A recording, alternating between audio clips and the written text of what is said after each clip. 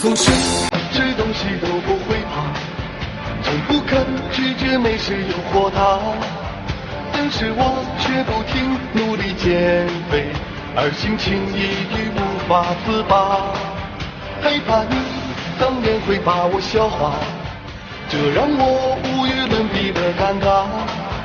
如果你嫌弃我这身肉啊，从今天我就要减掉它。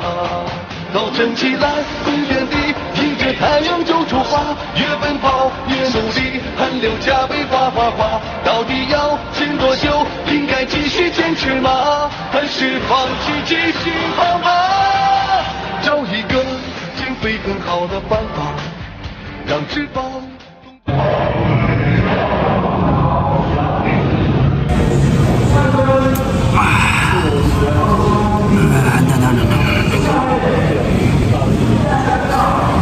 朱维德要日前食了。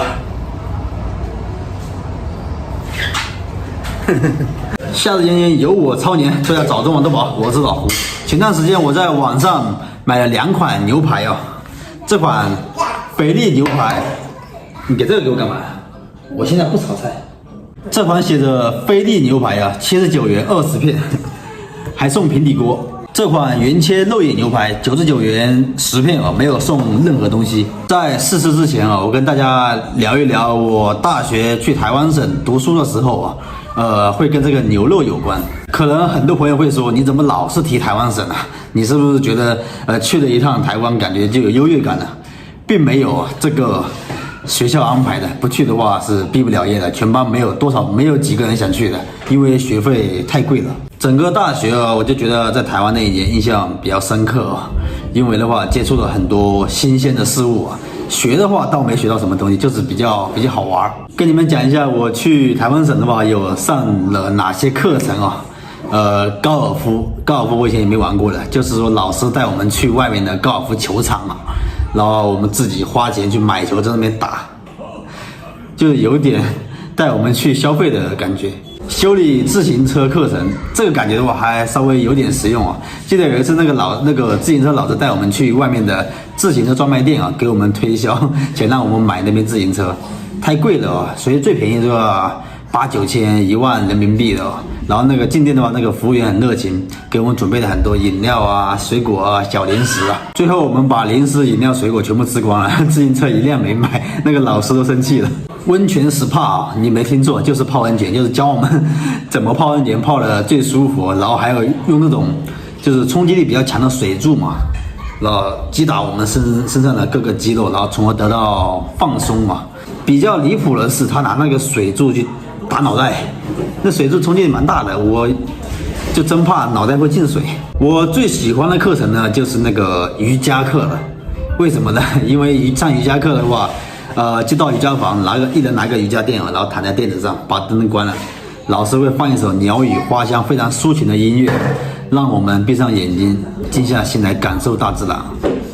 每次我都睡得着，而且睡得非常香，非常舒服。最后因为那个呼噜声太大了，就改掉了，改成了普拉提。然后就是那个潜泳课，然后穿着那个潜水衣，背着氧气罐，在学校的那个泳池里面潜了半个学期。到后面如果你要考这个潜泳证的话，是要自己出钱的，然后老师带你去外面的培训班去考啊。总感觉有点像那个拉皮条的，所以到最后全班的话也就2、3个人去考了。台湾省的美食的话，让我感觉还是蛮惊喜、蛮惊讶的哦。就像刚到台湾省的当天晚上，我和同学去吃那个牛肉面哦，60台币一碗，也就是人民币12元哦。里面有3大块啊，正方形的那个牛肉块啊，1、2、3的，把整碗面都盖住了。因为它那个碗的话不会很大。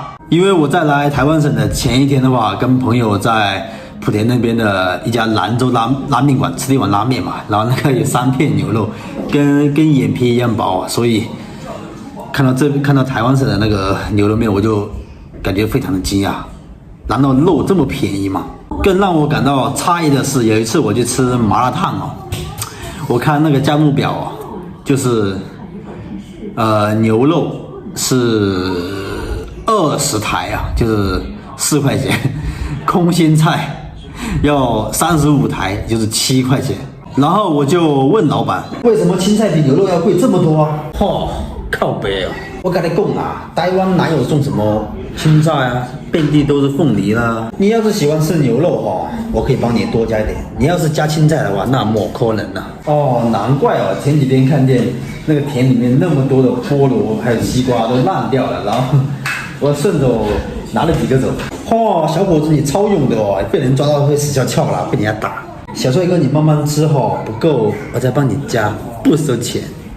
然后那个老板的话，他带我们去他的后厨冰柜里面看那个肉我居然看到了，就是在寿喜店里面吃到了那个冰柜里面那个和牛一整块一整块的。难道我刚才吃的那个肥牛卷是和牛卷吗？然后我就问老板，这个和牛会不会很贵啊？老板说不贵，进货进过来就是冷冻的，你买的越多的话，价格会越便宜。我也不知道那老板说的是真是假，反正那一年在台湾吃肉是真的把我吃腻了。这个原产地山东然后79元20片，每片的话有100克，也就是4斤吧，1斤的话等于差不多20块钱。这个原切牛排的话，原产地是巴西99元有10袋，每袋的话是120克，也就是2斤4相当于1斤的话大概41块钱。我现在去把它煎一下，等一下尝一下味道如何。看起来像正经肉这一块的话捏起来很软你看一下，一捏一下还会流水跟海绵一样。我们先从这个外观上来看一下看这一块看起来非常的油腻，表面上的话没有一点那个肉的纹理，这一块的话显得会干一些，有肌肉纹理也有筋。这个的话闻起来很香但是煎它的话是没有放任何东西的，一看就是放了很多那些香料。这一块闻起来会有一些那个血腥味，像现在很多人的话都是从价格上分辨它是否是合成肉，其实这个方法的话也是最现实最实际的辨别是否合成肉的方法。首先我们来了解一下有哪几种合成肉。最难分辨的一种的话就是用那个比较刺的肉，然后加肉胶给它粘合而成的。在澳洲它使用那个肉胶它是合法的，所以说现在很多牛排店还有在网购买的很多肉的话都是从澳洲那边过来的。这个肉胶的作用就是让不同的蛋白质它发生交联就是把它加到那些碎肉里面，它就能跟胶水一样，自己就粘合成一大块肉了。这样合成出来的肉它的那个口感上面还有外观上面就跟真肉是一模一样的，很难分辨。还有一种的话就是用那个大豆蛋白然后加各种那种香料什么的混合而成的，就跟这个一样。像国家为什么没有禁止这类合成肉的？因为它的话它没有那个违反那个食品安全法，它的制作什么的都是安全的可食用的。但是有一种肉它比较危险就是有些不法的厂家就是把那种各种乱七八糟的肉还带毛的那种鸡鸭鹅老鼠还弄淋巴肉扔到绞肉机里面，全部搅碎了，然后再放一些什么香料进去从那里跟那个便秘一样挤出一条一条来那种的，然后再切片的那种肉比较危险，因为那些的原材料那个肉它来历不明的。其实很多的话我也不太懂那个比较懂的朋友可以在评论区留言我也顺便科普一下，谢谢了。这个肉看起来还有点透明层次感的话就是跟那个我们以前吃的那种鸡柳一样，一根一根的。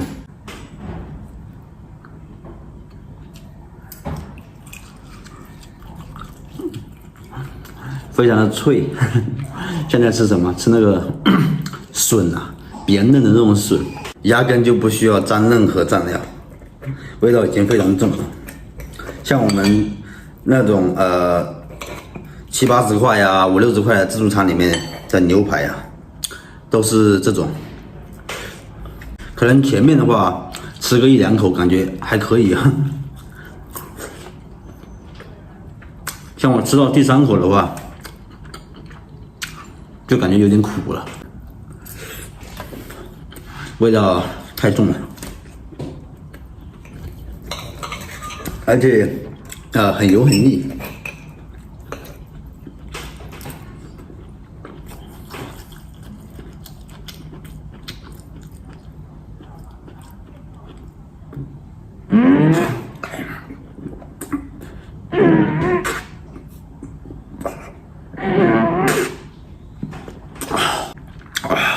怎么会这么腻啊？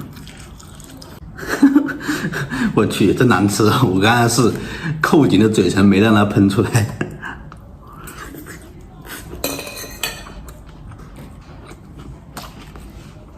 啊，感觉好油啊！来尝一下这一块啊。切的话要稍微要费点力。上面这条是那个肉筋哦，肉的纹理的话，不是非常明显，可能是冻太久也冻坏了。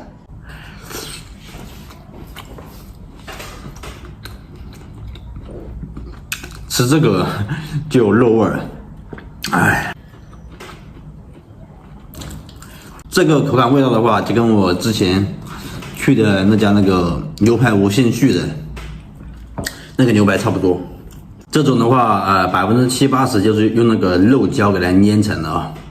它的口感和外观啊，基本上就和真肉是一模一样的，非常非常难分辨的。